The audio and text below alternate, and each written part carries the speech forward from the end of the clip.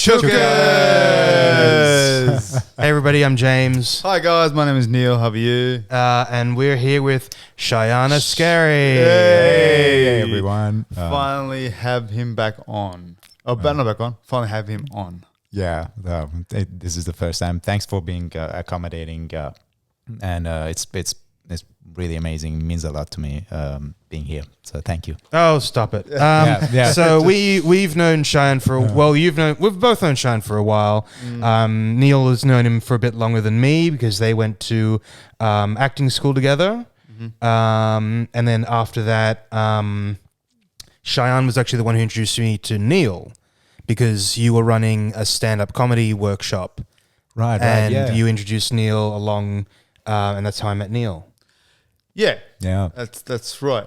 So we went to acting school together, and it was 2 years, and then You guys finished the course. I did 1 year, and I was like, I can't. Yeah. Oh, really? You didn't finish? I didn't actually finish it. Oh, okay. I think he chose the right path. I think he chose the right path.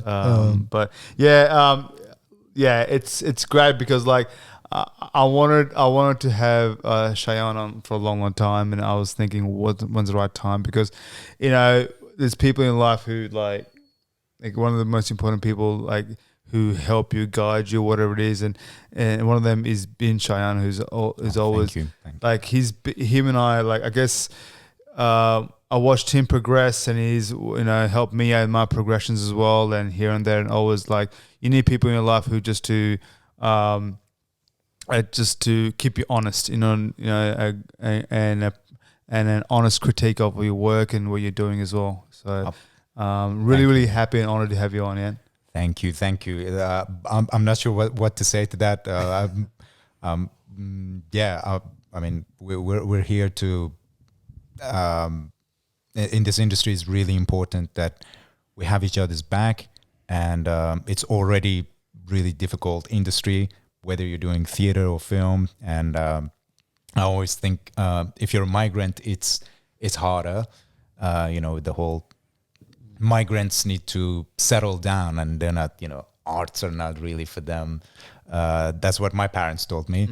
So anyway, it's hard industry, and it's harder if you're a migrant. And I think we all come from backgrounds of the diversity. So we gotta help one another. There's a really great saying that I actually forgot where it's from, but it says you go alone you fastest, and you go furthest together. So I really believe in that. Yeah. Absolutely. Actually, that's one of the questions I've been wanting to ask you that I don't think I've had an answer from you about, is why the arts? You're Iranian, your background is Persian. Tell us a story about coming over to Australia. Did you do the arts in Iran? No. Right. So basically, my short story is my parents, my mom was pushing for the whole family to migrate for a better future and everything from Iran for years. That took a bit of time. They realized, I'm turning 18, and if you're 18, you're from Iran, you're a guy, you have to do the military service for a couple of years, which I didn't mind doing. But anybody that I spoke to said it's not what you think it is. You learn all these cool military, trainings. You don't get those. Anyway, and you can't leave the country. You can't get a passport unless you do that once you turn 18. So they had to send me somewhere overseas. They sent me to Malaysia, studied arts there, a bit of graphic design, photography, and all that. I still didn't know what I wanted to do. And then a couple of years after that, I came to Australia.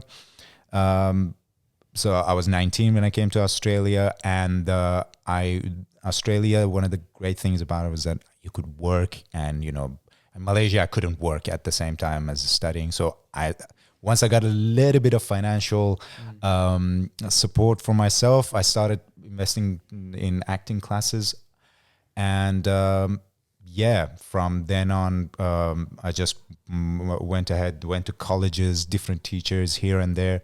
I kind of got carried away. What was your question? Did I answer it? No, yeah. Well, I mean, that's you've just come to the point where I wanted to interject is what made you start acting classes? Right. So I was when I was in Malaysia, I had a bit of time on my hands, and I was fortunate enough to have friends that introduced me to lots of great actors and lots of films. They were like, "Why don't you watch movies?" And I started watching movies back to back, and one particular movie, Heat, with Robert De Niro. Oh wow! Yeah. I always like to say there's a particular scene Robert De Niro is being shown in through heat vision. You can't even see his face properly, and you can see him, the camera's on him. He doesn't have any lines for like, oh God, I think like 30 seconds or something, and you see him make a decision, and you can't see his face properly, but you can see him make a decision, and that just blew me away. I was like, I want to try that. Fast forward, when I came to Australia, I was like, I want to go to an acting class to see if what I feel is just me, or can I be good at it? And then from then on, I just started going to different acting classes, and I was looking forward to the day that I can go to university and study it properly. I kind of also, as I learned about Iran and actors in Iran and the theater industry there, I kind of wished that I had started there, or I was there at the time. But yeah, that's how it started. Yeah. What's great about the Iran theater culture? Like, I don't know anything about it, so but I know it has a great history of performance and some really incredible theaters and whatnot. So, is that kind of what could you have been an actor in Iran if you stayed? I mean, I think so. Yeah, I love it enough that, I'm not doing anything else, and we all know how much sacrifice it takes doing it here in Australia. So I'd like to think that if I was in Iran, I would be pursuing the same thing. Some of the greatest things about Iran's theater, I guess, are especially in theater, they're crazy. They just go for what they believe in, and you meet those classic crazy artists, and they're just if you remember Friends at all, when Joey was being in one particular scene, he had this crazy director that wanted him to make out with his own wife. That was one of the actresses. He was like, "But I don't feel it. I want you to give it to her properly." Like those crazy people. By the way, you can't do any of those in Iran. You can't. No, nothing. Yeah, it's all in encrypted. Like you see them in two separate beds, and you'd be like, yeah, that's them sleeping together. But they can't share. That's why Bollywood films are so popular there, right? I mean, I don't live in Iran for years now, but I don't know if they're so popular, but I know growing up, like they were putting it on every week. Yeah, because the same sort of like that cultural sort of thing where they don't really kiss on camera, and they don't those things are like so, and that's why that sort of resonate to many other nations around that area. But yes, that's incredible, and like what I know, and is through all my readings and stuff and everything, and like Iran has some incredible art, and like a lot of great storytelling and poetry has come through that region, and like to so much that in India, like we have the Parsi theater, and that's huge in India. It's an actual it's a genre in itself. And I had no idea. Wow. Yeah, because of the Persians who came from Iran, who settled in India. They have a Parsi theater now, and it's massive. Yeah. Wow. Yeah. No. Definitely. I mean, in the East, I'm not educated enough in the poetry field to really say who and what they've done, but and I should be, but. Definitely, Farsi is a very poetic language. I know that. Farsi is very poetic. It might not be the most technical language, like in comparison to English or German or anything like that, but my God, like you can make things rhyme so good and it sounds beautiful. Yeah. I watched recently. I watched a show here in Sydney, and it was in Urdu, right? But Urdu is quite close to Farsi, like it's And I was watching it, and it's the first time I've ever seen an Urdu play before. And what was it? What was the name? Is it Dur? Yeah. My goodness. It'll come to me. Yeah. So I watched that, and because I've watched a lot of Shakespeare stuff, and watched and been in theater, and I was watching it, and the way the words sound and the word is just, I don't know if it can be translated or into English, and because I feel like a lot of the acting that happens in that part of the world, because of the language, it makes you do certain actions straight away, because it's such a deep and colorful language, right? And it's so romantic. And I was talked to Natasha about languages, and I talk to people about languages, especially our languages. And it's like we have many different words for love and many different words for, and she's like, well, you have different words for this type of things, And I think we should do more of it, And I was trying to appreciate it. I've never seen it before, a play like this before, And so same thing with Farsi. Do you think it's can we do more of that here? I mean, there's always room to do more, and that kind of actually feeds into what happened after. I started doing the acting. This was before Neil and I met. This was around. Yes, sir. Let's go back. Let's go back. So let's go back to the No. So now, basically, what happened was I started going to. I think it was at the time ACTA, ACTT, Actors College of Theatre and Television. Yep. Now it's AFTT, Academy of Film, Theatre and Television, I think. I went there for a while, studied there, and then once I got out, I heard that there are Persian actors, and they've got a group. There are play readings and theatre, and I was like a butterfly to the flame. I was like, oh my God, yes. And I went there, and that kind of became foundation for me, the next best thing, because I couldn't do theater in Iran, and my life I was kind of making a decision to stay here. So I got familiar with lots of, Iranian works, and then we worked extensively for 4 years or something. Yeah, I think for a good 4 years, and we really pushed it. It got competitive, and from one Persian theater group, Ayla, it branched out, and we did lots of play readings and shows, and then we became more and more ambitious, and we were like, why don't we have? Why is it just the usual suspects in terms of the audience, the spectators? They're just Iranians. We were like, we need to put on subtitles. So let's learn how to do that. Let's do marketing. And we wanted to, I think up until when I went to uni, where I met you, we pushed it to produce original plays written by playwrights here. And and then we met at uni, and that's around the time where actually I found Isla on Instagram, and then you. So the first day of uni, of school, I was sitting in the theater, and you guys walked in, and I saw another brown guy walked in. I'm like, yes, yes. I was like, woo.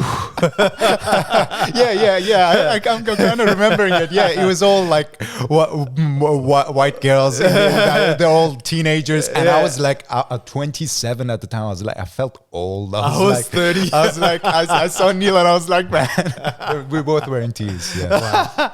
So it was great. It's great to see that, and because I was also following them on Instagram as well, and then you walked in and like, oh, good, maybe I can introduce them, or maybe something like. But like, because I'm Indian, I only recently came to Sydney at the time, and I was trying to find same sort of, I guess, Community based. something community based, you know, and the fact that Iranians have it, it's amazing, you know, and it was so good to see when he walked in. That I was like, we gotta stick together. Yeah. Now from there on, it was just history. And by the way, like we'll come back to this. I came just recently back from Melbourne. We were shooting a film there, and I met lots of amazing Iranian actors there. And while I really loved the vibe of the city, I was surprised that Sydney is much more ahead in terms of like Iranian actors have got like multiple group theaters here in Melbourne. They were looking for each other still, so I was kind of blessed. Yeah, I feel like a lot of immigrants do come straight to Sydney at the moment. I don't know. I think that's one of the things. And during uni, so you touched on that you guys supported each other and helped each other out during uni. How did you go about doing that? What was that what did that look like as actors? I mean, we were like anything. So we one of the great things about the course that we were doing was that it wasn't just acting. So it was a bit of writing, a bit of light, a bit of everything all around. And we were helping each other with assignments. So we all had our strengths and weaknesses. When it came to shows, we were really passionate and we were like practicing. Let's get together. Let's rehearse. Let's run some lines. And, you know, we were just anything that we could do. Yeah. From the get-go, like you could obviously tell that he was a quite like strong actor. Thank you. And he loved his accent work, and and we would every we had every Friday we had what's called a rep night. So basically, we would practice a few scenes from a well-known play, and then in your year group, someone's going to the seniors would one of them would direct it, and then from the juniors would act in it. And then we'll basically, they would rehearse the scenes for that 2 weeks. Yeah. And then on the Friday, we would showcase it in front of everyone. And that's what we had back then. It changed, but we had guest directors come in and work with it and change it and help out. And then we also used to deep dive into the actual story and the history and everything part of the play. So what we would do sometimes would critique each other regarding the actual play and our acting abilities and whatnot, and it was just great because I needed things that because I guess I'm a bit older at the time. I was 30 at the time, and I needed someone to give me a proper critique as opposed to say, oh, very good, very good, very good. But then you need technical stuff as well to grow. And a lot of, I guess, younger actors who go to theatre school, they want a lot of gratifications quickly. Yeah. You know, what it felt like. And teachers would give that. And, of course, at the same time, I was very new to acting. I had only done a bit of acting for 3 years max, 2 years max, and I got into theatre school. So it was good to have a person like him who was absolutely passionate about acting. And he had... he would read, he would different books regarding techniques, and he loved his improv, which he ended up doing stand-up stuff as well. Because you had done a bit of stand-up comedy at the time. At the time, no. Did you do a set? No, I hadn't done any stand-up at that point. Yeah, later on, I was like, I really want to do something. So we basically support each other in that way. And of course, I guess we're still poor, but at the time we were really, really poor. And I will go to his house and do a bit of readings and whatnot. And we had a nice little group. We would very kind of like the plays that were picked for that week of repertoire class. Like you said, we were taking it very serious. We were like, how can we act a scene from a play if we haven't read it or we haven't watched something from it or maybe not the scene that you're going to do.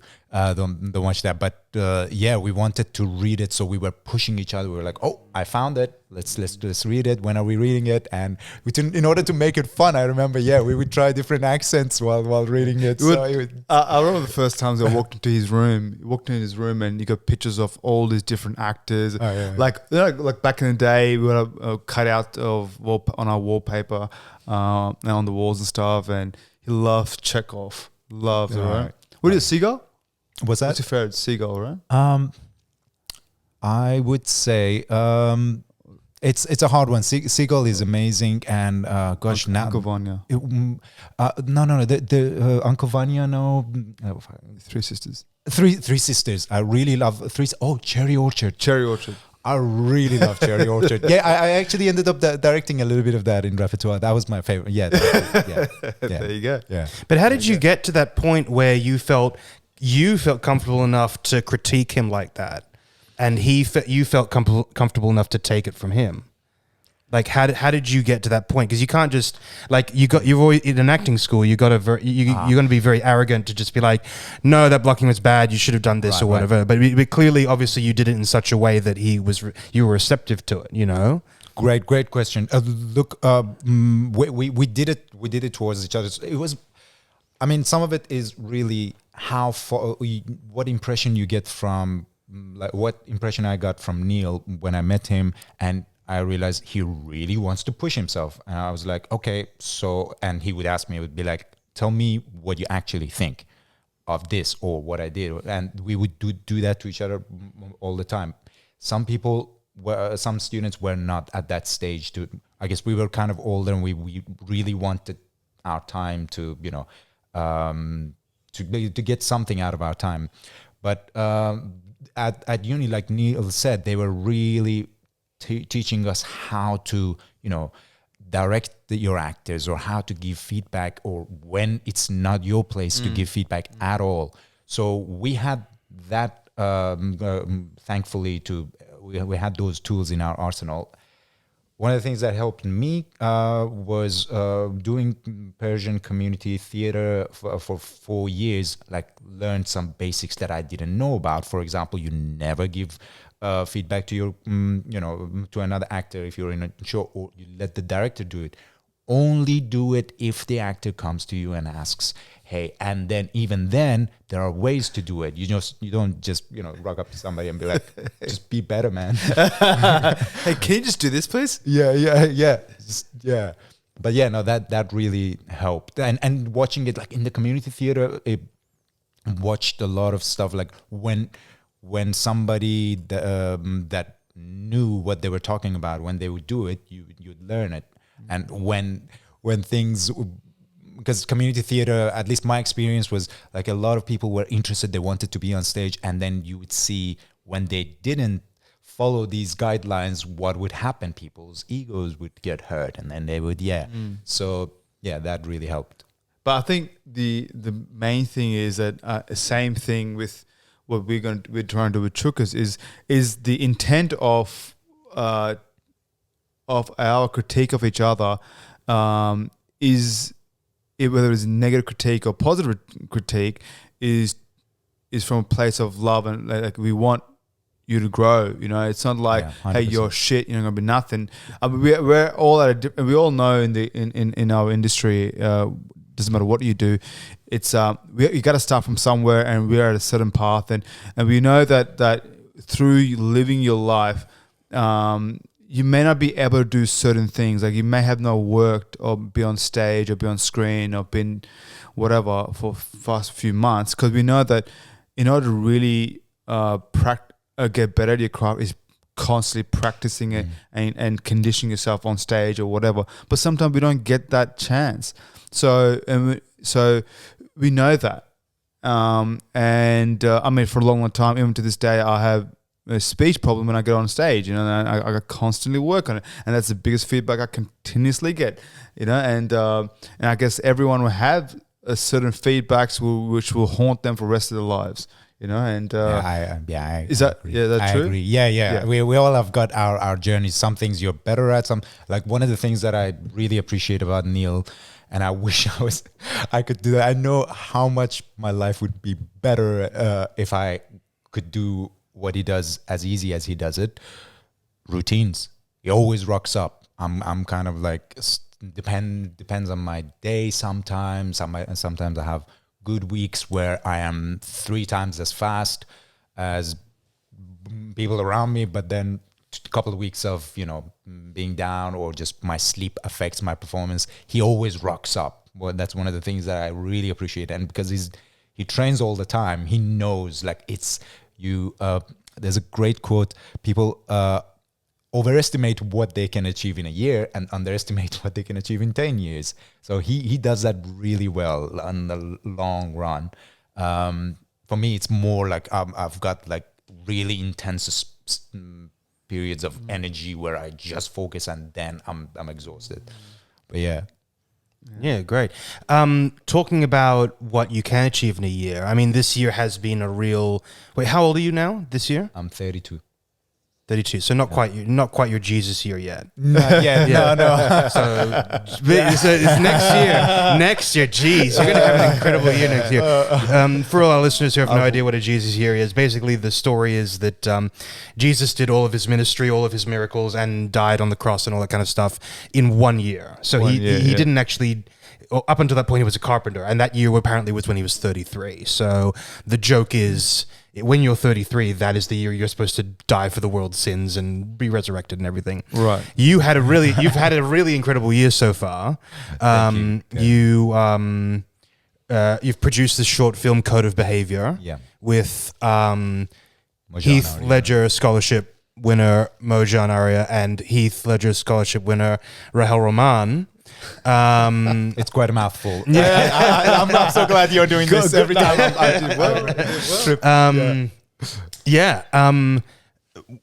You're in post production. Yeah. And how is that going? Amazing. It's been and we can go back to how it started and everything. Of course. But yeah, the short film, like, from the moment the idea was, from its inception until right now, it's been kind of got like maybe 4 months or something, but it feels like 9 months, 10 months in terms of how much work there's been. And Ali, who came up with the idea, Ali Vaziri, my great friend, we collaborate together all the time. He's the director and the writer, yeah? Yes. I was actually in the room with him at his house, and he was like, I have this idea of this thing about code of, and I'm not sure if we had the name at the time, but I came up with the idea, and he comes up with ideas all the time. And and I was like, this is great. And I can't remember what we had done prior to that, and we kind of got stuck in the, not stuck, but the scale affected us, and we were like, wouldn't it be nice if we could just do more? And we were like, maybe we should do this one just on our phones. Forget about red cameras or this and that. Let's just do it on our phones. And that's where it started. Yeah. Post-production is going amazing. And we're in the process of picture locking it and a few things. And then we've got a list of festivals to go for. Yeah. Great. Just following up on that, is that so you were in Melbourne, did a whole film festival. Let's just go through it. Like, let's just talk about it. How did you? What did you find about the industry that you did not know, and what can we do from now? Okay. What are your experiences? Where can I start? So first of all, a little bit about the project. Shada is a feature film written and directed by wonderful Noura Niasari. And she's an Iranian Australian director, and this is her first feature film. She's directed multiple successful short films, and incredibly talented. So this is kind of a big deal to me that I'm Iranian. This is the second Iranian feature film to be funded by Screen Australia. First one was a film called Below, directed by Maziar. His last name will come to me, but yeah. So Noura, and it's kind of personal. It's her family's story, and incredibly difficult movie to make for a first time feature film director. I'm talking about, like half the film is in Farsi, half the film is in English. You got a child actor that a lot of the waiters, and also, you've got multiple locations, you've got lots of extras, and you've got exterior locations, and it's a period piece, and right? a period piece. Yeah. It could not get any more difficult than that, I think. But my goodness, she was rock solid, and she had worked on this for, I think, up to like 7-8 years to get this up and running. And so the material was incredibly rich. So the lead actress won Best Actress at Cannes, Zar Amir Ebrahimi, incredibly talented Iranian actress, and I was very, very fortunate to have a few scenes with her. Wow. And my friend Mojan Arya also stars in the film as well. Osama Sami, Ali's wedding. He's fantastic. He's actually meant to come on the show as well. Wow, amazing. The next time he's back in Sydney, he reckons. He's incredibly talented. We had a great time in the green room together with a bunch of actors. We just had a wonderful time. But yeah, anyway, we went there and worked on the film. But a few things that some of my takeaways was this was my first feature film, and I learned how much it's important to pace yourself. There's lots of waiting times, lots and lots of waiting times, and if you my background as a theater actor and my personality, I've got that intensity about me that while I'm at work, I'm full on ready, and then I go home to rest or for a week or whatever. But for film, I realized that you just need to be ready at the right time, and in order to do that, I learned, for example, Gary Oldman, I watched an interview of him, and he was saying naps are his favorite thing. Like, you need to take naps as much as possible when you're not being used, or like know when to prepare yourself for a scene, set aside some time, because all these names of amazing actors that I just mentioned are, of course, in the green room and networking and talking, but you need to be also a little bit think about, hey, any moment they might call me, so I need to be ready. So let's take that nap, let's put on some music, let's pace yourself. Pacing was really important. Having each other's back. My wonderful co-star, Rina Musavi, incredible actor, and she's got a great role in the film.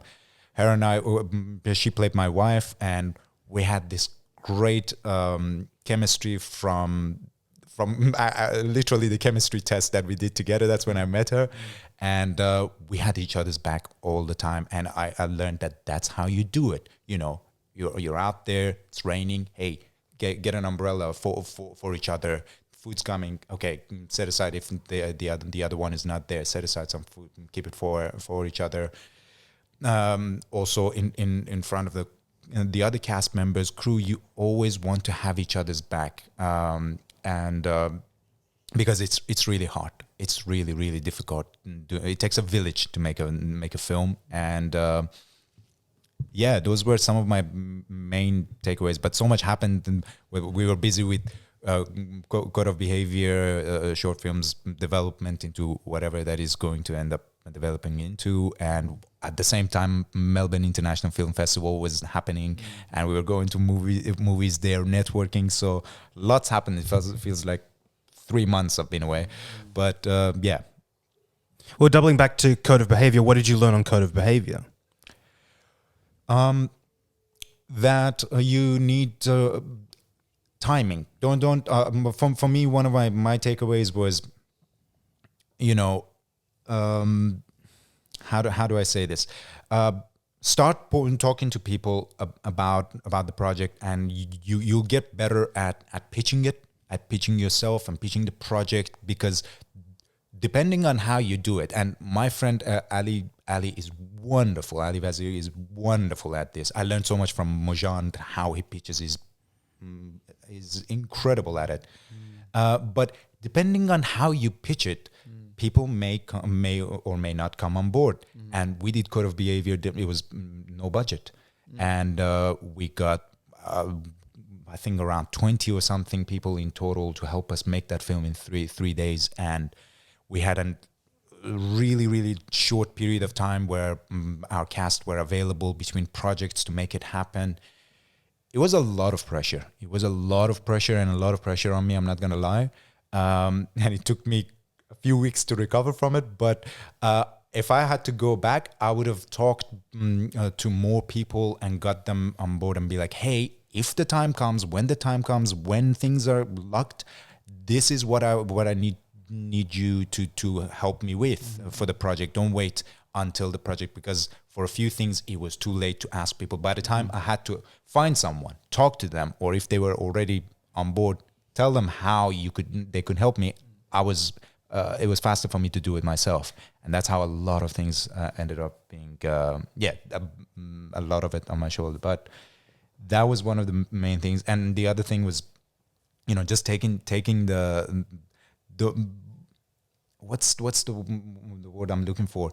Do not miss the chance. You miss 100% of the chances you don't take. So there was many instances where Code of Behavior nearly didn't get made, and we were like, no, let's do it. We'll find a way. We're like, well, we'll find a way. We're crazy. We don't have anything. So we have a saying, I think in Farsi, you have a button and you want to make a code for that button. Like it started literally like that. But yeah, sorry, I've been talking a lot. Yeah. So that's kind of why you're on here. I lose the track of time. You tell me. That's okay. So like the big takeaway for a lot of people out there who are making short films and making films out there is basically believing in and backing yourself on and not stopping, because I saw you work like tirelessly. I just saw you work and I'm like, these guys are not going to stop and taking it very, very seriously. And I think that's what more of us need to do. Yeah, you're right. You should have each other's backs and making sure we are all doing fine, And do you feel like that's like, now that you have worked with different types of people, and I guess now you're going to go on to bigger, better things now. Do you think that approach is still the same? I mean, you spoke to Mojan. Like I saw you guys speaking all the time, and it was really nice of him to like guide you in a few things, and you guys always talking. Yeah. Do you feel like it's the same sort of approach in a bigger budget feature film? Before I answer that, he's been incredibly helpful and insightful. Things that he says from the industry. He's been in the US for more than 10 years. Do you want to go through that first? Or do you want so let's go through that first. Basically, one night I was working at this jazz club, and I really didn't want to be on, and I really didn't want to go to a certain table because I was just knackered doing two jobs. And I go in, and the lady tells me, "Are you Iranian?" And I'm like, yeah. And she's like, oh, my son's Iranian. I'm like, oh, great. Like, what do you do? I'm like, I'm an actor. Like, oh, so is my son. And one thing leads to another. And I find out, it's Mojan. And he was the actor. At the time, I just knew that a role that I had auditioned for, actually, funnily enough, with Natasha, your partner. And we didn't get the parts. And I was curious who got the part. And it was Mojan. She always brings it up. She this guy that looks like an Iranian Marlon Brando. He actually doesn't look that Iranian. And I was like, what? Wait. And then I watched his work and I was like, wow, it's incredible. Anyway, that was his mother was at the jazz club that night. She came to watch. This Modern Coil, which James directed, and I was in. This was in 2020. 2020, yeah. Yeah, 2020. One of the first shows after the lockdown and everything, and she really loved it. She really loved it, and then she was like, "I will introduce you to my son." And later on, Majan told me that he was like, "Mom, please." So he gave you a ticket to a show. I'll give him a ticket to a show. Why do you keep insisting I meet him? And then we met and we clicked. And then I was like, you gotta meet my friend Ali. He's crazy. You will meet. And then we became kind of an instant like a trio. We were like, he would Ali with the ideas, Mojan with his industry knowledge, and me both wanting to absorb as much, but also kind of doing the work, kind of like the producing side of things. So we did a few things together. We made a couple of proof of concepts that I think they were decent. And then we pitched to him for a while. How code of behavior happened was we were pitching him ideas, and he was incredibly supportive. He was like, even if I think that that I don't think you should be doing this, I will still put my name down and I will support you however I can. So Ali told him about code of behavior, and he loved it. And at the time, funnily enough, he became interested as he came on board as a kind of producer first, and his name helped us so much with getting other people interested for the project. But we didn't know if we could offer him to act in it, because he doesn't do short films anymore, and he doesn't like digital. He only does film. He only wants to do film, or like when it's like big and his film with Antonio Banderas, The Enforcer, the trailer has been released last week. Saw it. Yeah. So we were like, okay, would you like to act in it? And he was like, yeah. And we were like, yes, amazing. And then from then on, he approached Rahel, and then Rahel became interested, and then the rest of the crew and everything, and I forgot how I got here. What did you ask me? That's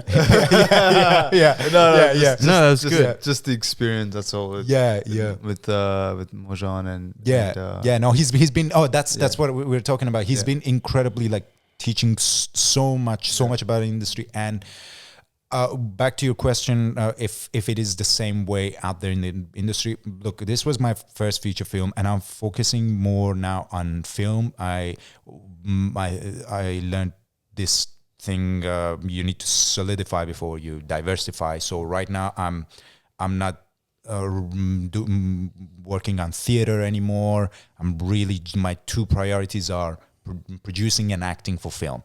And in this process, like I've learned so much that, the industry, you get one chance for so many people. Like right now, during MIF, we were talking to so many people to see if code of behavior can turn into TV series or a film. And in those meetings, I learned so much from Mojan, Ali, just talking to the people at MIF. And you get one chance. You better make it count. And his background of working in America, it's much more cutthroat there. From my understanding, here it's a bit more relaxed. Things are a lot more relaxed actually. Over there, first mistake is last mistake. So people really go in giving their 150%, and that's kind of the impression that I get from watching American tutors and teachers and actors, how intense they are. So yeah, I hope that answers your question. I hope like our industry grows from this, and I'm not saying we should get cutthroat like they should, but definitely there should be a level of risk. So I guess risk also means that we can have some quality work out there as well. But also then, what's happened to Hollywood and all there, there's work that comes out that's not that great anymore. We don't want that for at least I wouldn't that for Australia. Yeah.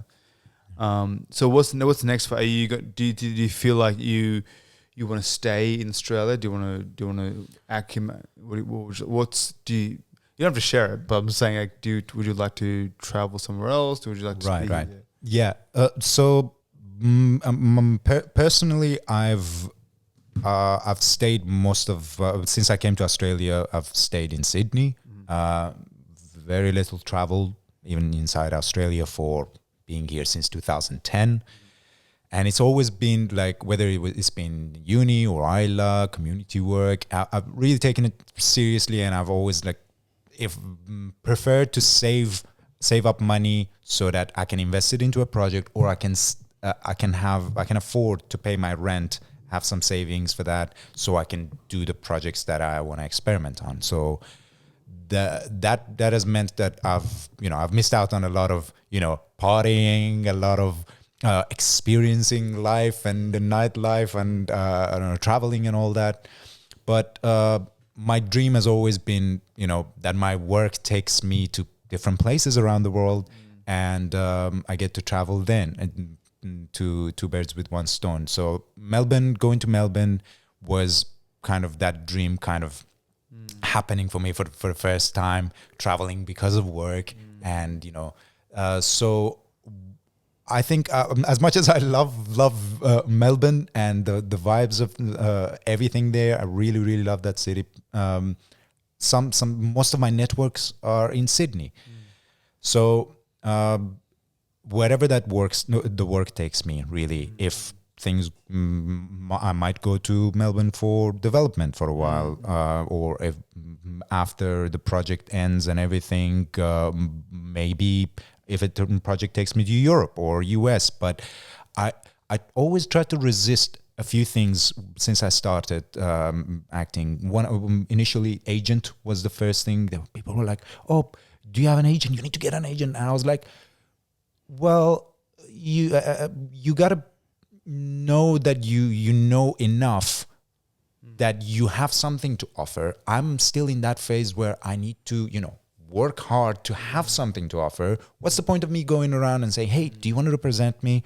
So I always believe that, put in the hard work, and if you've done it right, people will notice you. Don't worry about that. That's great. Yeah, and that kind of I'm grateful that happened to me. Somebody approached me for representation, and then for traveling, people saying, "Oh, LA is the place, and go there." And I've been like, "Okay, well, I came here. Migration is a lot of investment of your energy and time and money and everything." And I was like, bigger pond. So bigger pond, smaller pond. Is that what they say? Yeah, well, like a smaller fish in a bigger pond. Yeah. I felt like it's much. It would be much better if I have a good credit here in Australia, in Sydney first. So just keep at it. Lincoln has got this quote, and it's like, "Give me 6 hours to cut a tree. I'll spend 4 hours of it sharpening the axe." Really, just while you're here, just go at it. Get really good, so that when you go to a different place where it's not your, comfort zone, you have something to offer. But and I noticed that with some Iranian actors that over the years left Iran, the ones that had credit in Iran jumped so well. They managed to land jobs.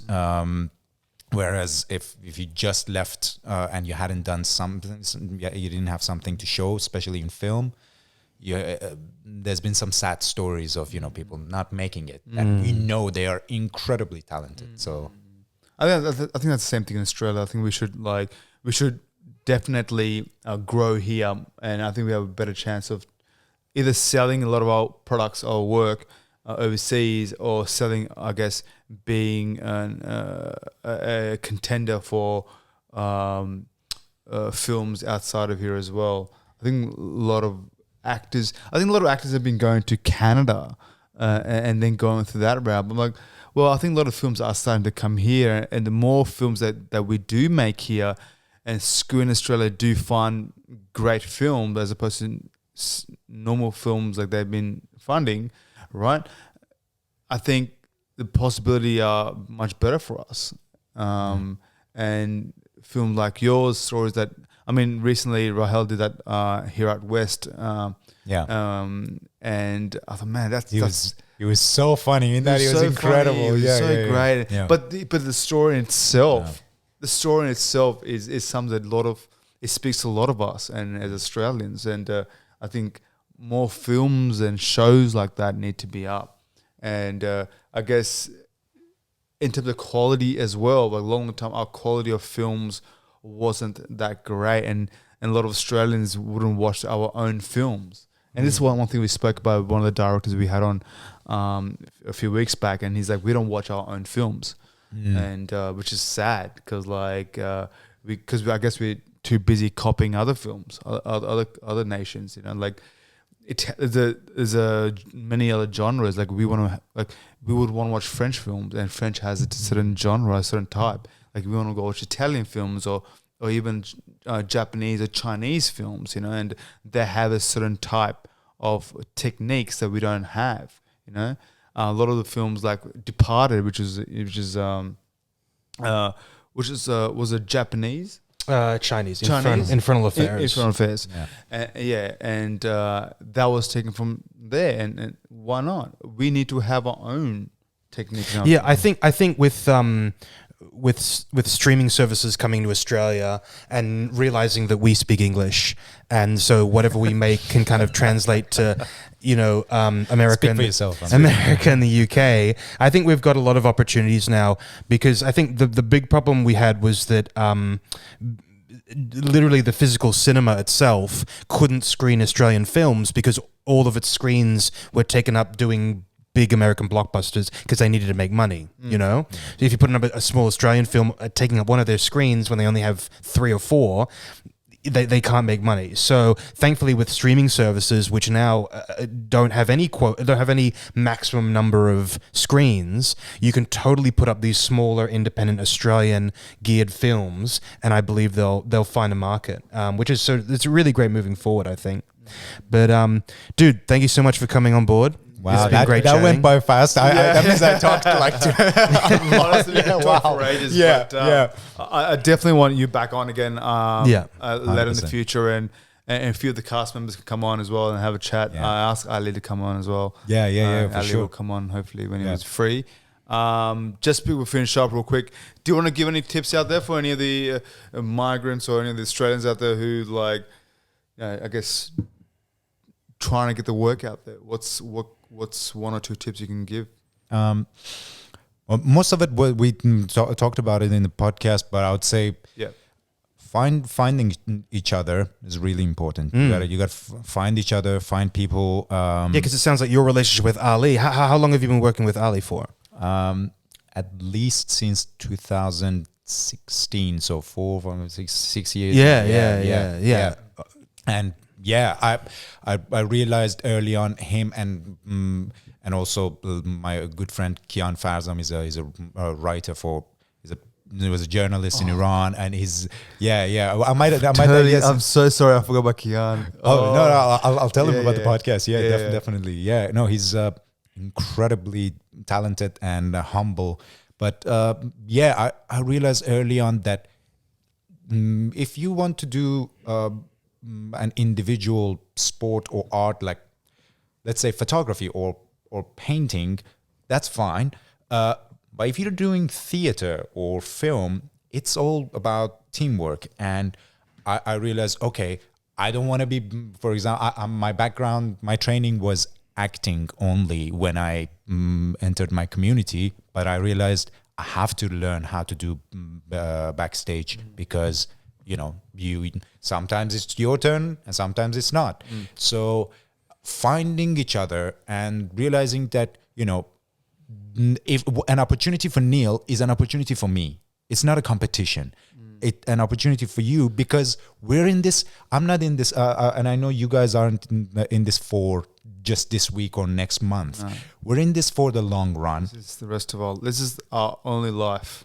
And any win for James, for Neil, means that I can do something bigger with them for the project after that. So we gotta look out. Whatever I find that is good for a writer, I send it to Kian. Whatever that he finds his auditions for a part that I might miss, He'll sends to me.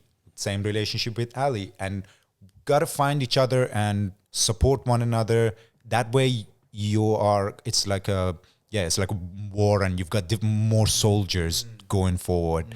That would be my biggest thing, and then finding a balance of a third of people around you, surrounding yourself with a third. Let me put it this way. Average. Yeah. No. Well, yeah. Maybe. A third of people around you should be your level, and you learn together, like we did it at uni. 30% of people around you need to be a couple of steps in front of you, so you learn from them, and they help you, and you need to find another 30% of people that you help. That's really important. So, yeah. That's why I was at you, 30% above me. Level. So thank you. Yeah, man. Yeah. Thank you so much. Really, really appreciate you come on and support us, and we'll stick together hopefully. Definitely. Let's do this more often. And thank you for having me, and thanks for the patience and being so accommodating. Wonderful job with the podcast, and please keep going. Thank you. No worries. All right. Bye, everybody. Bye, everybody. We'll see you next week. See you guys next week. Take care, and I will see you soon. Bye-bye.